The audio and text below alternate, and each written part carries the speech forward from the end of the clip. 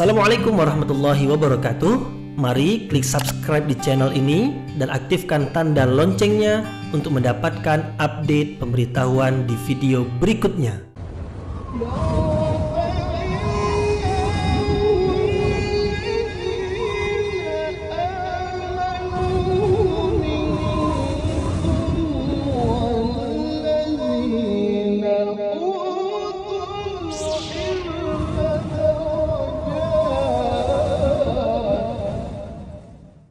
A'udzu billahi minasyaitonir rajim. Bismillahirrahmanirrahim. Assalamualaikum warahmatullahi wabarakatuh.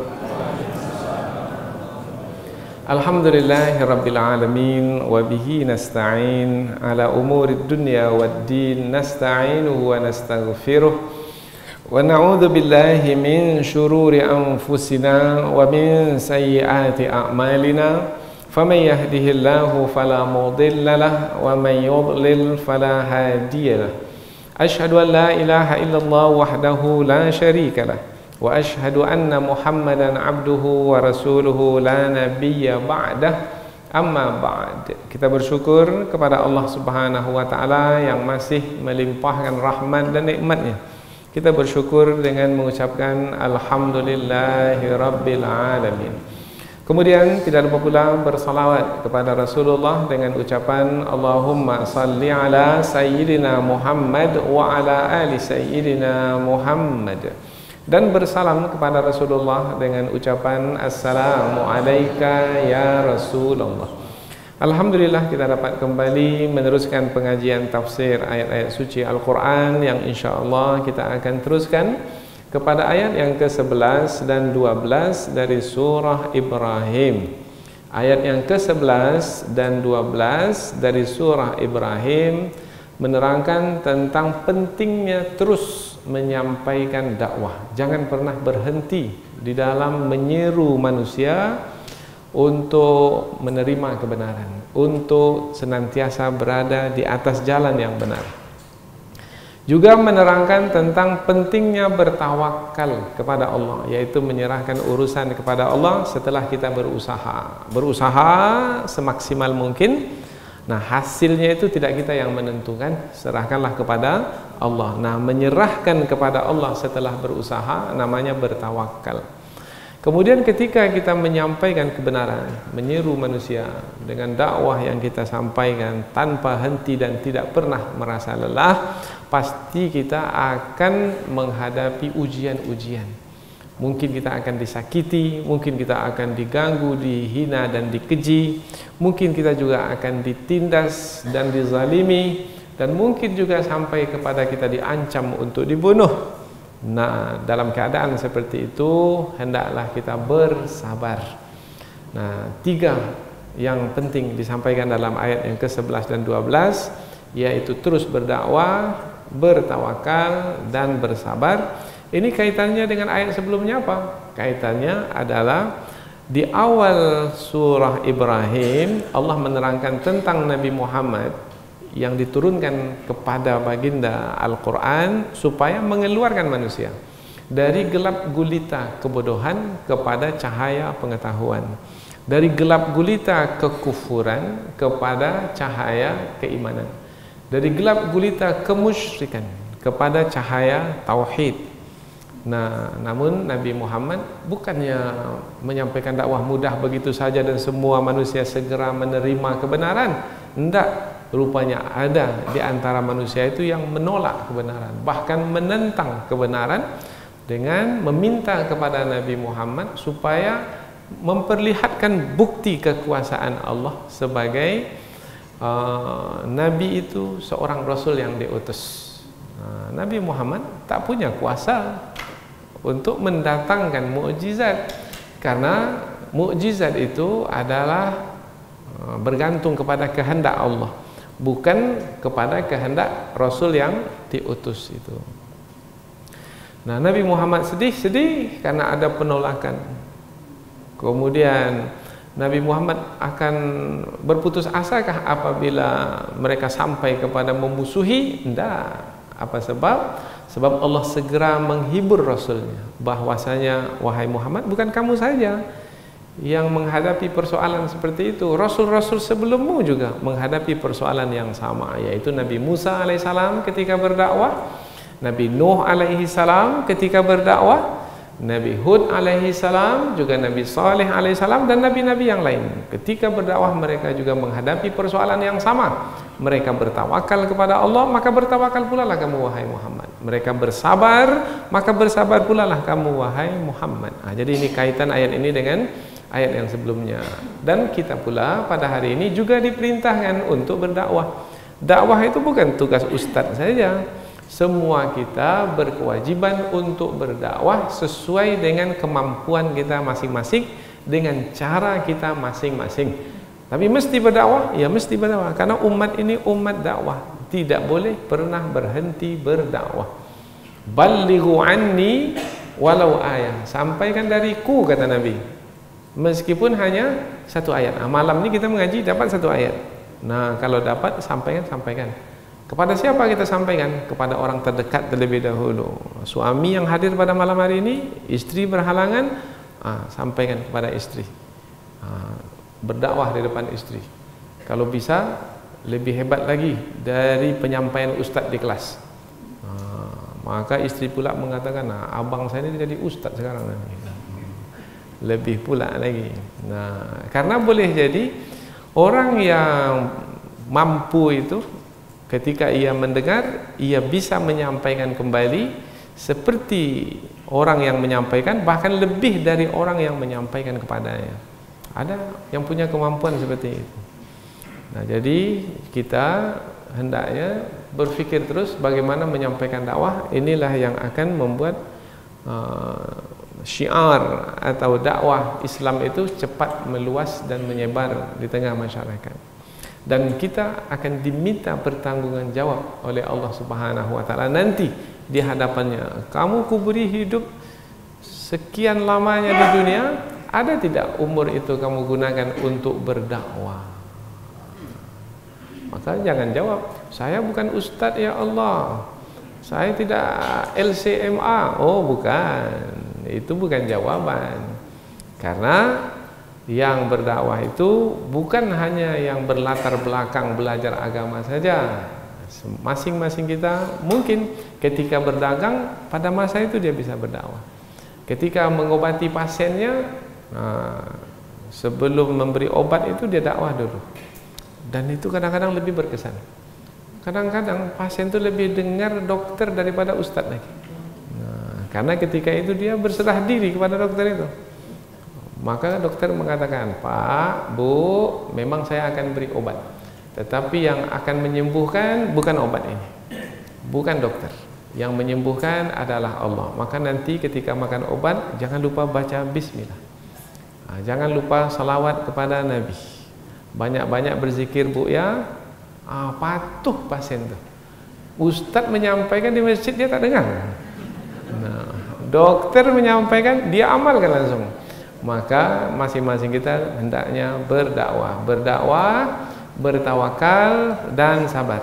Ini menjadi judul pengajian kita untuk dua ayat yang kita pelajari, yaitu surah Ibrahim ayat yang ke-11 dan 12. Terlebih dahulu kita baca dan terjemahkan ayat, kemudian baru kita pindah ke tafsir ayat. Allah Subhanahu wa taala berfirman, A'udzubillahi minasyaitonirrajim. Bismillahirrahmanirrahim.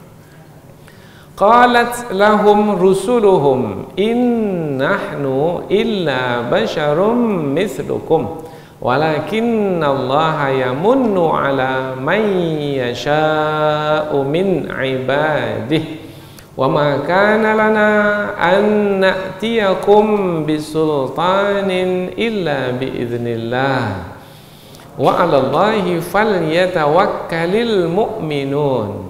Wa ma lana alla natawakkala 'ala Allahi wa qad hadana subulana wa lanasbiranna 'ala ma adzaitumuna wa 'ala Allahi falyatawakkalul mutawakkilun. Allah berfirman, qalat lahum rusuluhum, rasul-rasul mereka berkata kepada mereka.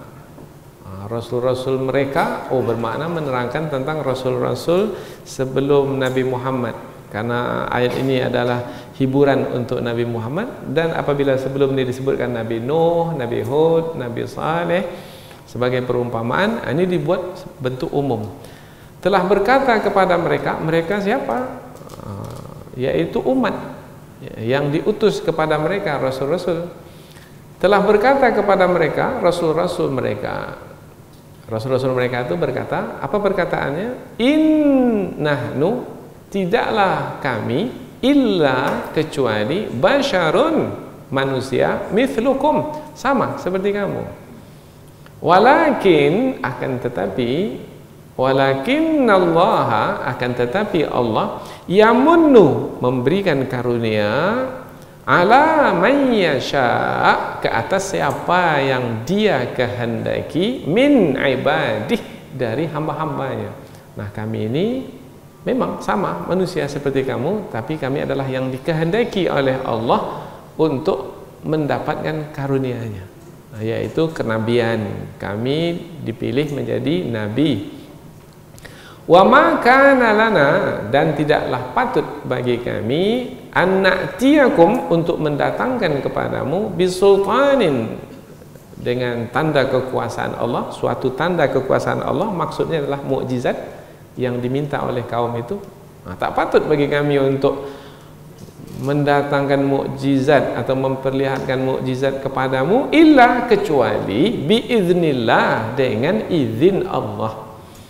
Wa 'ala Allah, dan kepada Allah, falyatawakkal, bertawakal, al-mu'minun, orang-orang beriman. Berkatalah Rasul mereka kepada mereka, tidaklah kami kecuali manusia, atau melainkan manusia seperti kamu.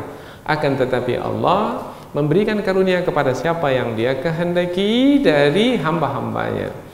Dan tidaklah patut bagi kami untuk mendatangkan suatu kekuatan atau mukjizat, kekuatan, kekuasaan dari sisi Allah Subhanahu wa taala sebagai bukti kerasulan kami, kecuali dengan izin Allah Subhanahu wa taala. Dan kepada Allah lah orang-orang beriman itu bertawakal. Ayat berikutnya, wa ma lana, dan mengapa kami tidak Allah natawakkal, tidak bertawakal, Allah, kepada Allah. Tak ada alasan kami untuk tidak bertawakal kepada Allah. Wa qad hadana, dan Allah telah memberi petunjuk kepada kami, subulana, yaitu jalan-jalan yang akan kami tempuh untuk keselamatan kami. Maka atas dasar apa lagi kami tidak bertawakal? Tidak ada alasan untuk tidak bertawakal. Kami bertawakal. Walanasbiranna, dan sungguh kami akan bersabar, ala ma adzaitumuna, atas apa-apa yang kamu menyakiti kami, atas perbuatan kamu menyakiti kami, mengejek kami, menghina kami, mencela kami, menindas kami, memukul kami, atau bahkan mengancam kami dengan ancaman yang bermacam-macam, kami akan sabar.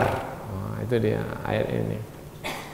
Wa 'alallah, dan kepada Allah, falyatawakkal, hendaklah bertawakal, al-mutawakkilun, orang-orang yang bertawakal itu.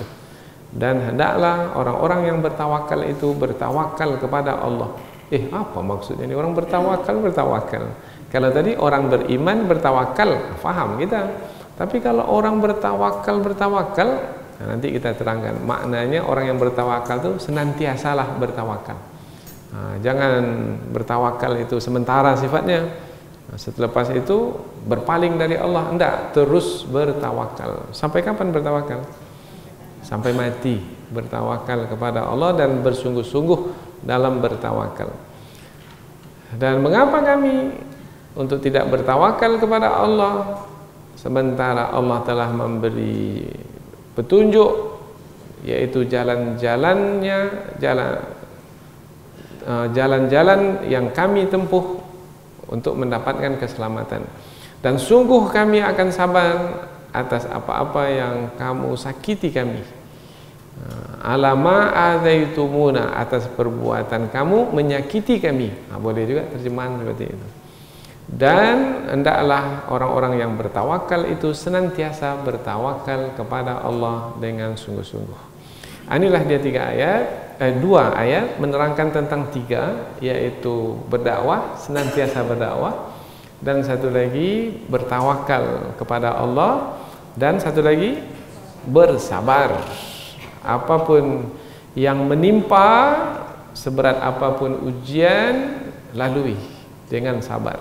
Dengan sabar, jangan pernah berhenti dari berserah diri kepada Allah Subhanahu wa taala, dengan mengharapkan perlindungan dari Allah Subhanahu wa taala. Tetap sabar. Apa sebab?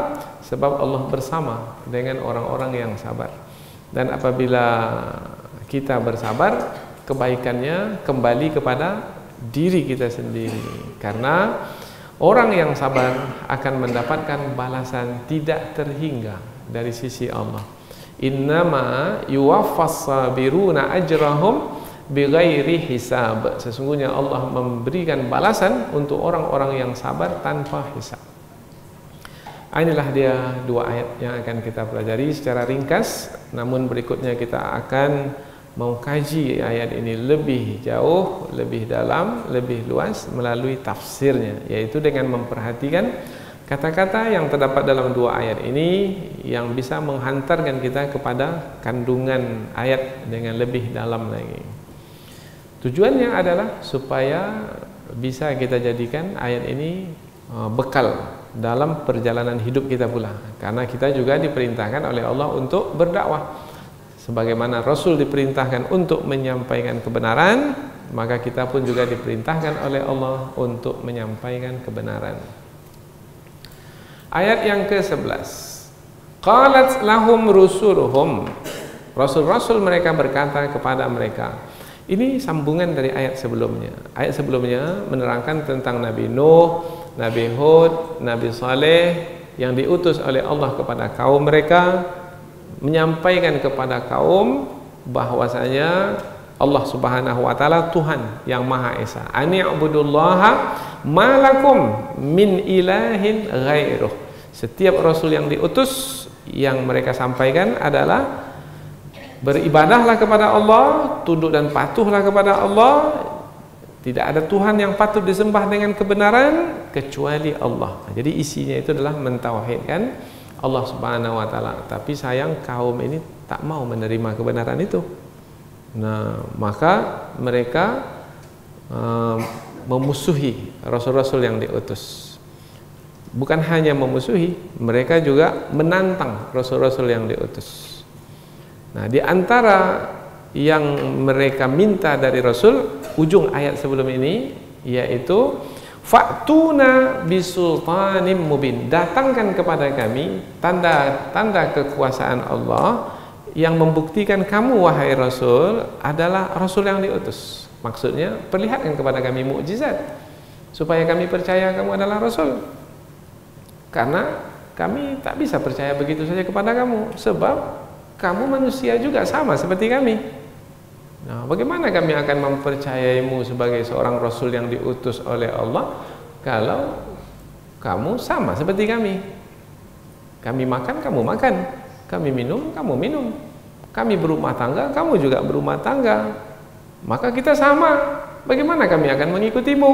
Begitulah perkataan kaum menentang Nabi atau Rasul yang diutus kepada mereka. Sambungan ayat ini, berkatalah Rasul-Rasul kepada mereka. Karena perkataan dari kaum itu adalah mengatakan bahwasanya sama antara mereka dengan Rasul-Rasul yang diutus, maka para Rasul pun tidak membantah dalam hal kesamaan sama-sama manusia. Ya memang betul. Maka Rasul mengatakan, innahnu, tidaklah kami illa kecuali basyarum mithlukum, sama manusia seperti kamu. Kami tak bantah. Kamu mengatakan kami manusia, ya memang kami manusia, sama seperti kamu. Tetapi ada beda antara kami dengan kamu. Kita memang ada kesamaan, tetapi juga ada perbedaan. Perbedaan antara kami dengan kamu adalah kami, kata Rasul kepada kaum-kaum mereka yang menentang, adalah walakinnallah, akan tetapi Allah. Ini namanya istidrak. Istidrak maknanya menerangkan bahwasanya yang sebelumnya itu dilanjutkan dengan yang sesudahnya yang isinya adalah kebalikan dari apa yang disangkakan. Nah, mereka menyangkakan bahwasanya ini manusia biasa berarti bukan Rasul. Nah, maka dibantah. Akan tetapi tidak seperti yang kamu sangkakan. Memang kami manusia sama seperti kamu, tetapi kami, tetapi di sini menerangkan, inilah dia kebenaran. Yamunnu walakinallaha yamunnu, akan tetapi Allah Subhanahu wa taala mengkaruniakan, memberikan karunia ala may yasha, kepada siapa yang Dia kehendaki, min ibadih, dari kalangan hamba-hambanya. Maksudnya ini adalah merendahkan diri. Artinya para Rasul tidak mengatakan sesungguhnya kami ini adalah orang yang dikehendaki oleh Allah mendapatkan kenabian. Bukan begitu perkataan para Rasul. Para Rasul mengatakan sesungguhnya Allah memberikan karunia kepada siapa yang Dia kehendaki dari kalangan hamba-hambanya.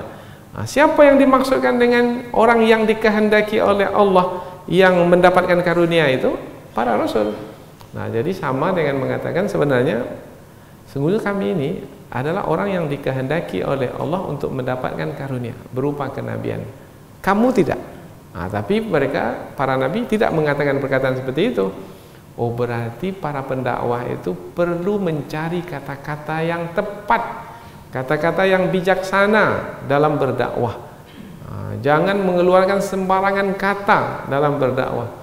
Kata yang boleh saja kita pilih-pilih untuk menyampaikannya, apalagi kata yang tak boleh untuk kita sampaikan. Kata-kata kotor, itu tak boleh dalam dakwah itu. Kata-kata keji, hinaan, itu tidak ada dalam dakwah. Kata-kata yang bijaksana. Maka para nabi di sini mengatakan, akan tetapi Allah memberikan karunia kepada siapa yang Dia kehendaki dari kalangan hambanya. Tak ada disebut diri mereka. Mereka tidak menyebut diri mereka, tetapi semua faham yang dimaksudkan siapa yang diberi oleh Allah karunia itu. Para nabi dan rasul. Jadi ayat ini begitu jelas menerangkan bahwasanya pendakwah dalam berdakwah mesti pandai-pandai memilih kata. Karena boleh jadi orang terpikat dengan dakwah kita itu adalah melalui bahasa yang kita gunakan di dalam berdakwah. Kita pun kalau kita memiliki fitrah yang suci, bersih, hati yang lembut, mau tidak kita mendengar kata-kata cacian makian dari para pendakwah? Tidak mau. Kalau keluar dari mulut pendakwah itu goblok, budak, apa itu bahasa yang lain, maka kita pun rasa tak nyaman ya. Nah, begitu juga kita di dalam berdakwah, apalagi risalah yang kita sampaikan itu adalah risalah yang suci mulia. Maka kita jaga kesucian dan kemuliaannya itu melalui kata-kata yang terpuji, yang terpilih. Lanjutan dari ayat, wa ma kana lana an na'tiyakum bisultanin illa biiznillah. Para rasul ini menyampaikan apa adanya, yaitu tidaklah layak bagi kami, tidaklah patut bagi kami, artinya tidak ada hak bagi kami untuk mendatangkan kepadamu suatu tanda kekuasaan Allah, yaitu satu mukjizat, umpamanya apa? Membelah bulan, umpamanya. Itu mukjizat Nabi Muhammad. Kemudian apa lagi? Memukul batu dengan tongkat, kemudian batu yang dipukul itu memancar air, 12 mata air. Tongkat siapa itu? Tongkat Nabi Musa alaihi salam. Itu adalah mukjizat, tanda kekuasaan Allah. Tetapi tanda kekuasaan Allah itu bukan atas keinginan Rasul, itu tidak. Tetapi itu adalah atas keinginan Allah. Apabila Allah berkeinginan, berkehendak untuk memberlakukannya, maka berlakulah pada diri Rasul itu. Jadi para Rasul menyampaikan bahwasanya bukan hak kami untuk memperlihatkan kepadamu mukjizat yang kamu minta. Jadi para Rasul menyampaikan apa adanya.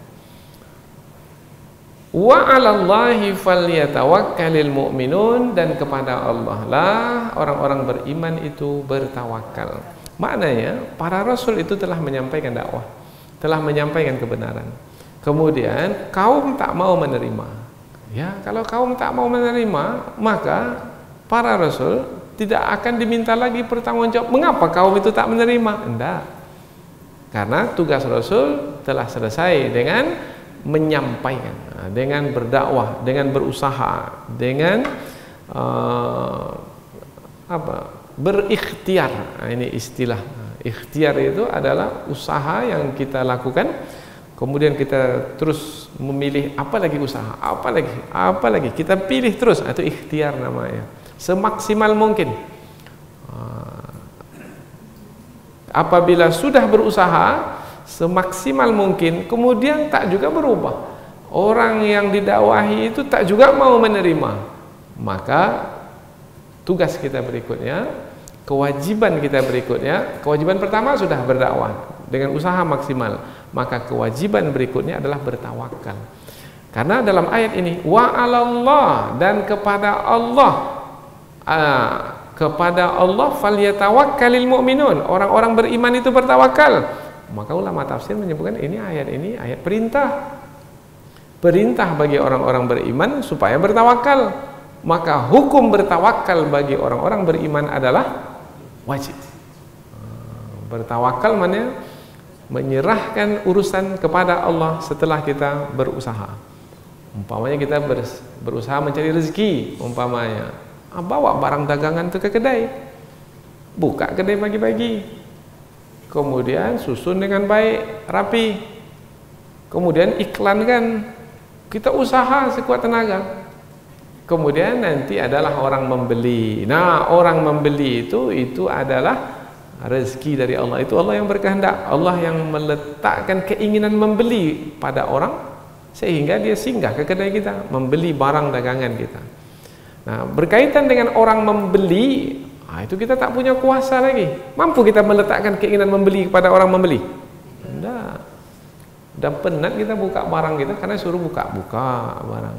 Kalau pakai pakaian kan sudah dari bungkusan plastiknya dibuka, kemudian dicobakan pula ke dia.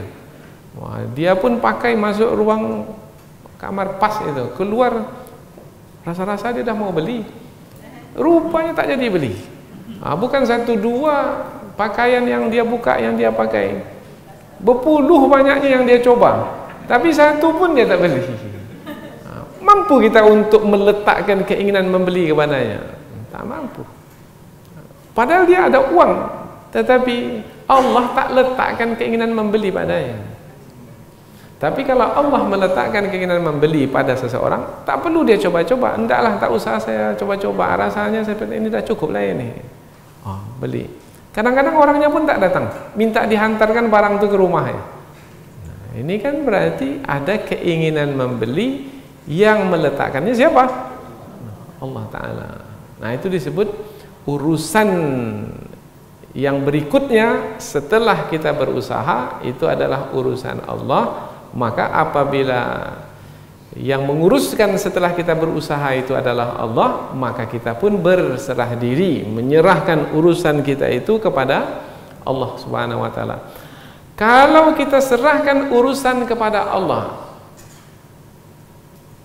kita mungkin tak bisa menyelesaikannya, tetapi tidak ada yang tidak bisa Allah selesaikan. Ini berat ini, atau kita menyebutnya ini mustahil ini tak mungkin ini. Itu perkataan bagi kita. Kalau bagi Allah tak ada yang tak mungkin, tak ada yang tak bisa, tak ada yang mustahil. Apa sebab? Sebab kita, mengapa kita katakan tak mungkin, tak bisa? Karena kita makhluk yang memiliki sifat keterbatasan. Karena keterbatasan kita itu kita membuat kesimpulan, tak bisa ini. Tetapi Allah itu maha berkuasa atas segala sesuatu. Kalau maha berkuasa atas segala sesuatu, apa yang tak boleh berlaku? Tak ada yang tak bisa berlaku. Bahkan Allah menyebutkan dalam Al-Quran, Allah cukup bukan dengan usaha manusia. Kalau Allah mengatakan kun fayakun, apabila Allah sudah berkehendak, Allah cukup mengatakan jadi-jadilah. Menang, tanpa perang pun bisa menang. Kita baru dapat buah-buahan itu kalau kita menanam terlebih dahulu. ambil bibit, tanam, siram, pupuk, jaga. Kalau dimakan oleh hewan binatang, kita jaga lagi dengan pestisidanya, dibungkus lagi, itu usaha kita. Tetapi apabila Allah berkehendak, bisa tidak Allah menurunkan buah-buahan langsung dari langit? Pernah berlaku? Kepada siapa? Maryam pada masa dahulu. Min aina laki hadza? Nabi Zakaria bertanya kepada Maryam, dari mana datangnya ini makanan yang ada di hadapanmu ini, wahai Maryam? Ini bukan aku yang bawa ini. Qalat, Maryam berkata, wa min indillah, datang dari sisi Allah. Innallaha yarzuqu man yasha'u bighairi hisab. Sesungguhnya Allah memberikan rezeki kepada siapa yang Dia kehendaki tanpa hisab. Jadi kalau sudah berserah diri kepada Allah, tak ada lagi rasa putus asa, tak mungkin. Maka orang yang beriman dan bertawakal tidak akan pernah berputus asa. Jangankan berputus asa, merasa terbeban pun tidak.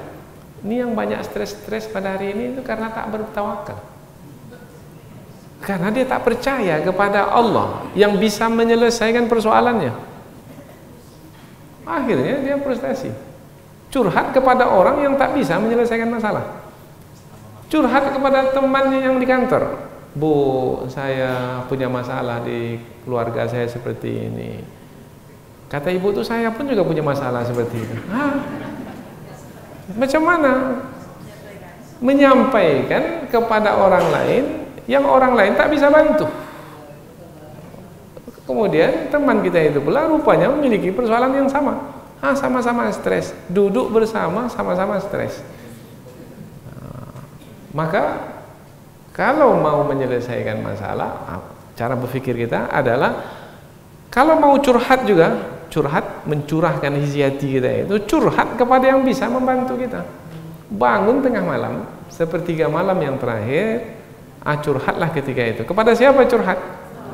Curahkan hati itu kepada Allah. Karena Allah di sepertiga malam yang terakhir turun ke langit dunia, menanti dari hamba-hambanya. Mana yang bangun ini? Hal min mustaghfirin fa'aghfirulah. Ada tak yang mohon ampun, aku akan ampuni.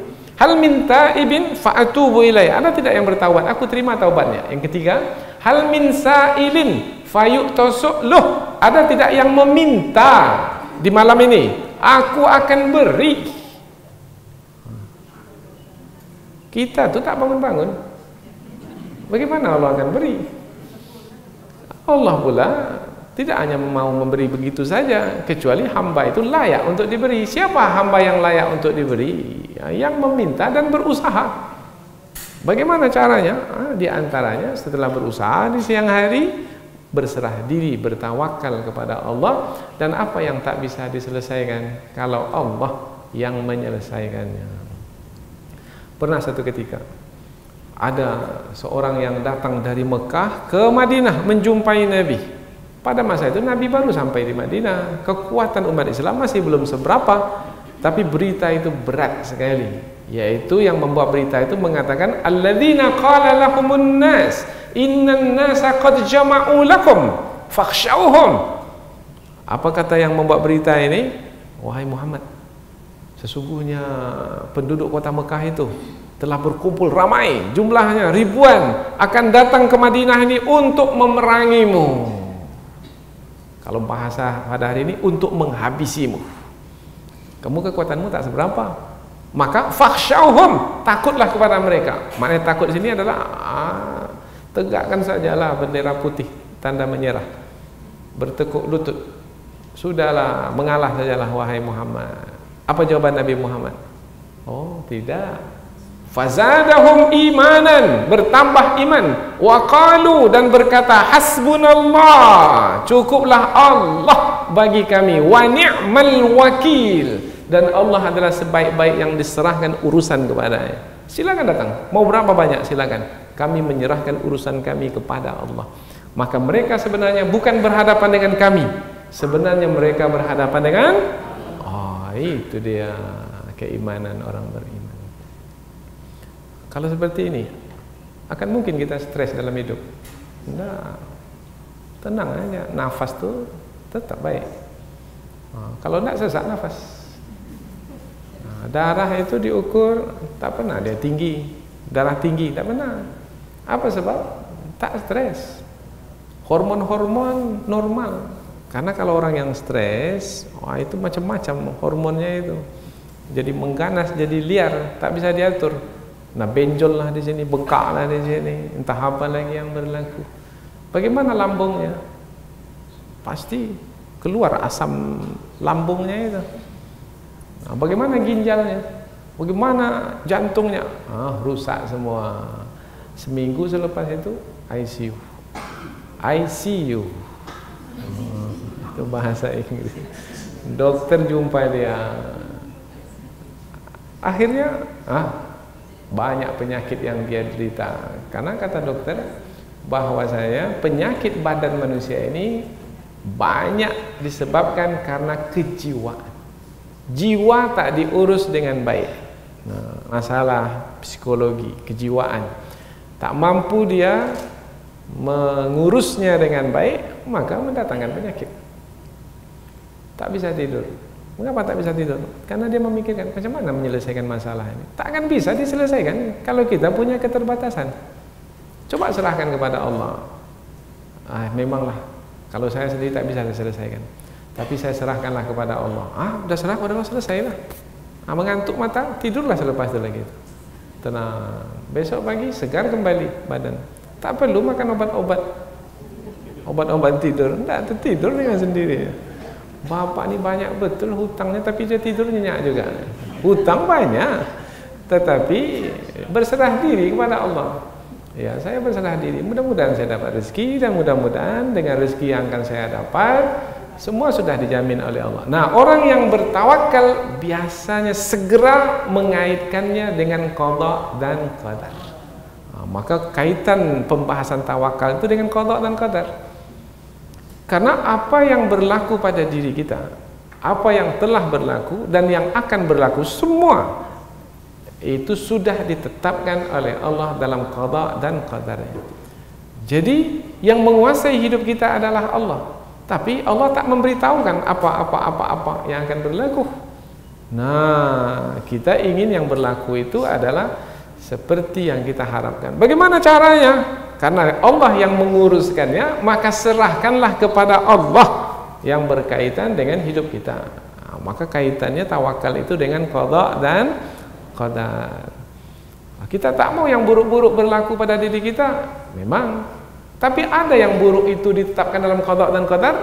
Ada yang tidak kita sukai itu ada ditetapkan dalam qada dan qadar. Mau kita berlaku yang buruk itu? Tak mau. Bisa dirubah? Bisa. Siapa yang merubahnya? Serahkanlah kepada Allah untuk merubahnya. Bagaimana cara merubah qada dan qadar yang tidak kita sukai itu? Berdoa. Bangunlah malam tuh, sepertiga malam yang terakhir, menangis. Kalau bisa bersujud lama, menangis, meminta kepada Allah Subhanahu wa taala. Ayat berikutnya, wa ma lana alla natawakkal 'ala Allah. Ayat berikutnya ini menjelaskan lagi tentang tawakal. Di ujung ayat sebelumnya menerangkan tentang kewajiban bertawakal. Dalam ayat ini dilanjutkan lagi, tidak ada alasan bagi kami untuk tidak bertawakal kepada Allah. Ini dia pendirian orang-orang beriman. Jadi orang-orang beriman itu memiliki pendirian bertawakal dan terus bertawakal. Tidak ada alasan untuk tidak bertawakal. Bermana orang beriman itu gagah dalam menjalani hidup. Banyak ujian, banyaklah ujian. Musibah datang bergantilah musibah. Berat seberat apapun.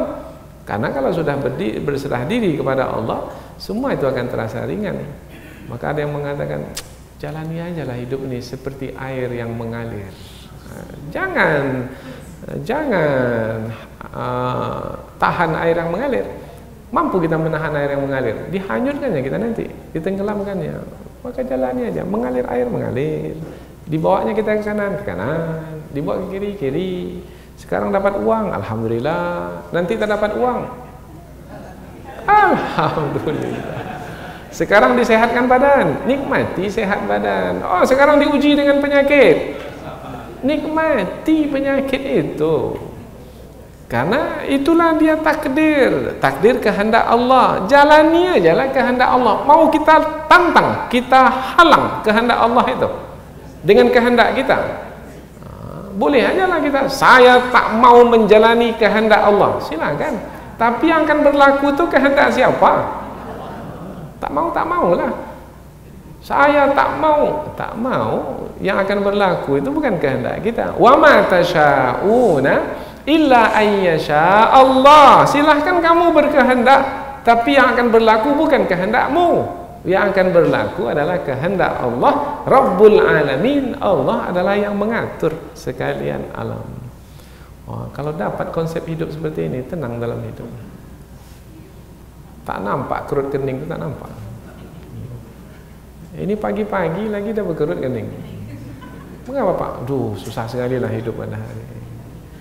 Kemudian disalahkan orang lain. Tak perlu menyalahkan orang lain, salahkan diri sendiri.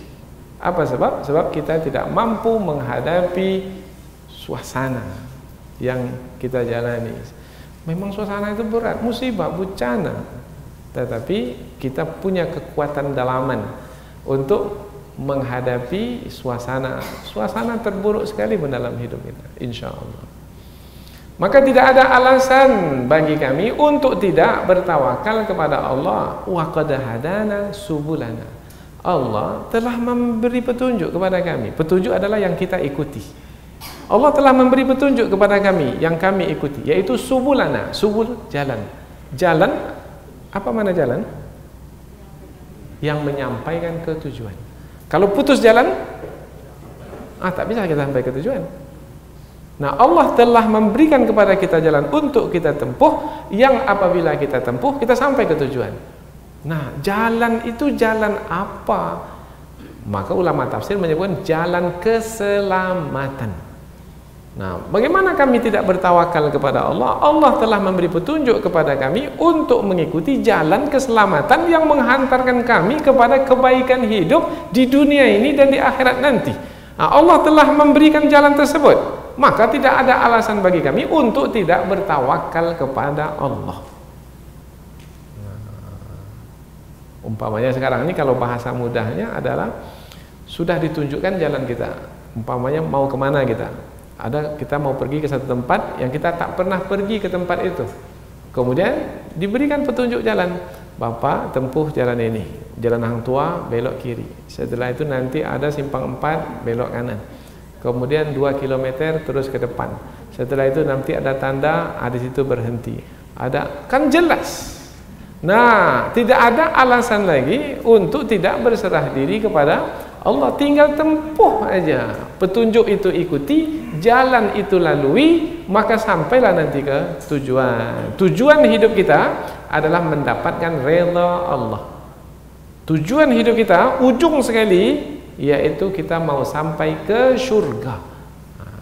Sudah Allah turunkan petunjuk untuk kita ikut, udah Al-Quran, dzalikal kitabu la raiba fihi hudan lil muttaqin. Itu dia kitab suci. Tidak ada keraguan di dalamnya. Petunjuk bagi orang-orang yang bertakwa. Dah Allah berikan petunjuk. Subul, qul hadhihi sabili ad'u ila Allahi ala basiratin ana wa man ittaba'ani. Ini dia jalanku. Jalan. Dalam surah Al-Fatihah pun juga disebut jalan. Ihdinas siratal mustaqim. Tunjukilah kami ya Allah jalan yang lurus. Jalan yang lurus agama Islam. Maka apabila agama Islam telah kami dapatkan, kami mengetahuinya, maka tidak ada alasan bagi kami untuk tidak bertawakal kepada Allah. Kemudian sekarang kami berdakwah, kemudian kami menghadapi ujian, kemudian kami mendapat penindasan, penganiayaan. Ini adalah sunnatullah, ketetapan Allah. Yang ini berlaku pada orang-orang sebelum kami.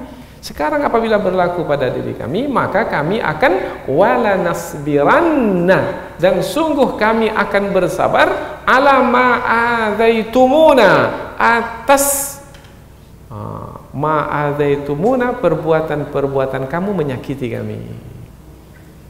Dalam dakwah ini kita akan disakiti.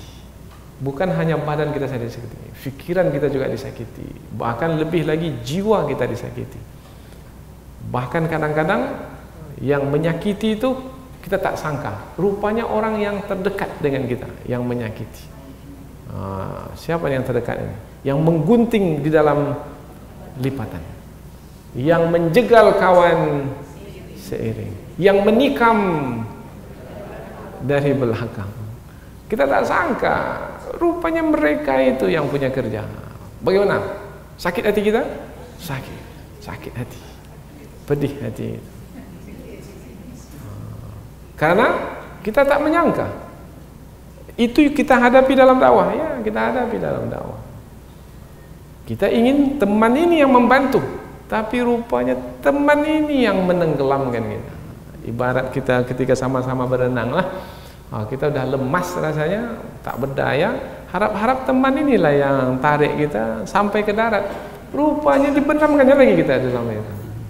Ini berlaku, yaitu orang-orang munafik pada masa Rasulullah dahulu. Ada orang munafik ini di tengah kaum muslimin, ada, berjanggut juga dia, hitam juga keningnya, pakai songkok juga, mengaji paling depan lagi. Umpamanya, contohnya, berlaku. Kemudian kita merasa berat menjalaninya. Sabar. Wala nasbiranna. Lam di situ, lam yang menerangkan tentang penekanan kesungguhan. Sungguh kami akan, nasbiranna, nun taukid penekanan. Sungguh kami akan sabar. Nasbiranna itu fi'il mudhari. Fi'il mudhari itu berterusan. Kami akan tetap terus sabar. Hari ini kami sabar, besok kami sabar, sampai mati pun kami akan sabar. Nah, ini adalah biasa dalam berdakwah. Pasti ada orang yang mendengki, yang memusuhi, bahkan sampai kepada menyakiti. Wa 'alallahi falyatawakkalul mutawakkilun, dan hendaklah kepada Allah orang-orang yang bertawakal itu bertawakal. Tadi hampir sama ya. Apabila kita lihat dua ini hampir sama, karena pangkalnya sama. Wa 'alallahi falyatawakkal. Sebelum ini juga wa 'alallahi falyatawakkal. Ujungnya yang berbeda. Sebelum ini wa 'alallahi falyatawakkalul mu'minun. Orang-orang beriman hendaklah bertawakal kepada Allah. Yang dalam ayat ini pula wa 'alallahi falyatawakkalul mutawakkilun. Orang-orang yang bertawakal hendaklah bertawakal kepada Allah. Maksudnya berterusanlah bertawakal kepada Allah. Boleh jadi Allah menguji kita supaya kita berserah diri kepadanya. Wahai hambaku, kuuji kamu. Nah, kamu bersabar tidak? Kemudian kamu berserah diri tidak kepadaku? Dan penyelesaiannya bukan pada dirimu, penyelesaiannya adalah padaku. Maka kamu maksimal saja dalam berdakwah, menyampaikan kebenaran, dan terus kamu berserah diri kepadaku, dan terus kamu bersabar, dan aku nanti yang akan menyelesaikannya. Tapi kadang-kadang kita kan tak sabar kan? Ya Allah, kapan penyelesaiannya ya Allah? Hamba berharap di 2019 ini penyelesaiannya. Tetapi Allah pula, enggak, serahkan kepadaku. Aku yang menentukan kapan penyelesaian itu. Apa yang mesti kamu lakukan? Berserah diri kepadaku setelah kamu berusaha, berikhtiar, dan sabar. Karena ujian yang kamu jalani sekarang belum seberapa dibandingkan dengan ujian-ujian para rasul yang terdahulu. Sampai di antara mereka itu ada yang digergaji dari kepalanya, jadi terbelah dua badannya. Kamu belum lagi seperti itu. Maka bersabar, terus bersabar. Dan hendaklah kepada Allah orang-orang yang bertawakal itu bertawakal, berserah diri. Wah, dengan ayat ini bagaimana perasaan hati kita ketika kita menjalani hidup? Oh, tenang. Udah 20 tahun Ustaz, persoalan saya ini tak selesai-selesai. Baru 20. Nabi Nuh 950. Ini 20 udah ngomel. Sudah mengeluh dah. Wa'alallahi falyatawakkalul mu'min. Yang penting adalah usaha kita sudah maksimal belum? Kita dalam berserah diri kepada Allah sudah sempurna? Belum. Sempurna itu maknanya sudah tidak ada lagi. Ya Allah, hamba serahkan urusan kepadamu ya Allah. Tapi seperti apa ya penyelesaian? Tapi seperti apa itu tak boleh. Sudah serahkan sajalah. Serahkan saja, nanti seperti apa itu nanti Allah lah yang mengurusnya. Jangan kita pula ikut serta untuk memikirkannya. Karena ketika kita mencoba untuk memikirkannya, bermakna kita ingin pula ikut serta di dalam menyelesaikannya. Nah, maka serahkan sajalah kepada Allah penyelesaiannya. Kita hanya berusaha sekuat tenaga. Wa 'alallahi falyatawakkalul mutawakkilun. Setiap apa yang menimpa kita tidak ada yang keluar dari qada dan qadar Allah. Qul, katakanlah wahai Muhammad, la yusibana, tidak ada satu pun yang menimpa kami illa kecuali ma kataballahu lana, kecuali apa yang sudah ditetapkan oleh Allah.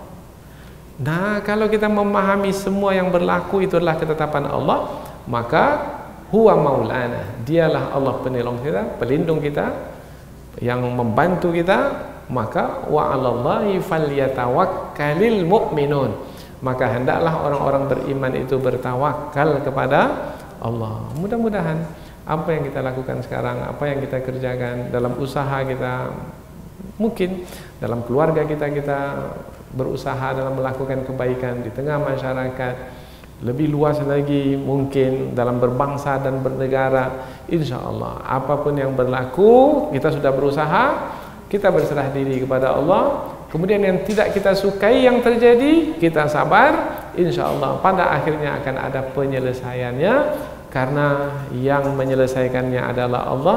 Apa persoalan yang tidak terselesaikan apabila Allah yang menyelesaikannya? Mudah-mudahan apa yang kita pelajari ini ada manfaatnya. Subhanakallahumma wa bihamdika asyhadu an la ilaha illa anta wa astaghfiruka wa atubu ilaik. Wassalamualaikum warahmatullahi wabarakatuh.